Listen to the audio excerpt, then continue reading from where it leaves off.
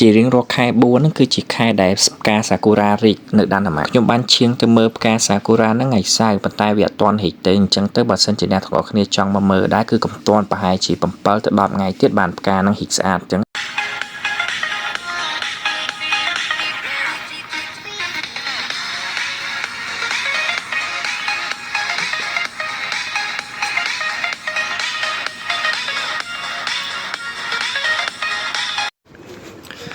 បាទសួស្តីអ្នកទាំងអស់គ្នាថ្ងៃនេះខ្ញុំមកមើល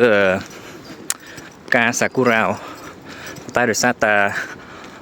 មកហ្នឹងមកមើលសិនអញ្ចឹងព្រោះដោយសារតែដឹងថាវាហ្នឹងមានផ្ការីកផ្កានៅឯហើយដល់ពេលម្ដងហ្នឹងឃើញមានរីកឯងប៉ុន្តែរីក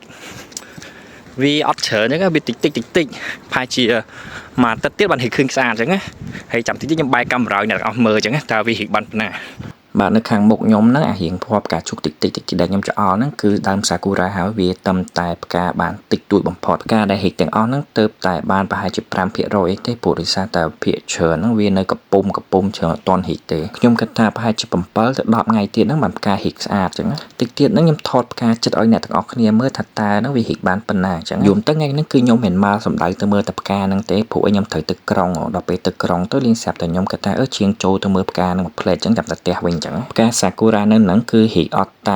ទៀងទេចង់និយាយថាឆ្នាំខ្លះទៅដើមខែ4ឆ្នាំខ្លះទៅពាក់កណ្ដាលខែ4ឬក៏រៀងគៀកអញ្ចឹងទៅណាប៉ុន្តែឆ្នាំនេះដើមខែ4គឺអត់ទាន់រីកទេប្រហែលជាពាក់កណ្ដាលឬក៏សប្ដាហ៍ទី3បានវារីកច្រើនបើសិនជាអ្នកទាំងអស់គ្នាចង់មកមើលដើមសាគូរ៉ាហ្នឹងគឺកំទាន់អានមកព្រោះដោយសារតែវាហ្នឹងអត់ទាន់រីកទេវាតែមិនឃើញកំពុំតិចទេខ្ញុំប្រហែលជា7ថ្ងៃទៀតបាទខ្ញុំទៅម្សាទៀតអញ្ចឹងណាបើសិនជាវារីកខ្លាំងឬក៏មិនចាំខ្ញុំធ្វើវីដេអូអ្នកទាំងអស់គ្នាមើលម្សាទៀតនៅកន្លែងហ្នឹងវាមិនត្រឹមតែមានដើមសាគូរ៉ាទេកន្លែងហ្នឹងគឺមានដើមឈើកន្លែងស្អាតសម្រាប់អ្នកចូលចិត្តថតរូបគឺមកកន្លែងហ្នឹងគឺល្អមែនតើកាលពីឆ្នាំមុនហ្នឹងគឺមានមិត្តភ័ក្តិខ្ញុំ2 3នាក់នៅខ្មែរហ្នឹងគេឃើញខ្ញុំថតដើមសាគូរ៉ានៅហ្នឹងគឺស្អាតមែនតើអញ្ចឹងទៅគេចង់មកមើលប៉ុន្តែខែហ្នឹងគឺគេមកអត់បានទេដោយសារតែគេរវល់ធ្វើការអញ្ចឹងដូចទៅក្រុមវាហ្នឹងប្រហែលជាឆ្នាំក្រោយបានវាមកព្រោះដោយសារតែវាត្រូវលេខលោកការងារវាហើយសិនមកវាមកអញ្ចឹងបាទវីដេអូរបស់ខ្ញុំមានតែប៉ុណ្្នឹងឯងអញ្ចឹងអរគុណអ្នកទាំងអស់គ្នាដែលបានចំណាយពេលទស្សនានៅវីដេអូរបស់ខ្ញុំជួបគ្នានៅពេលក្រោយៗទៀតបាទអរគុណច្រើន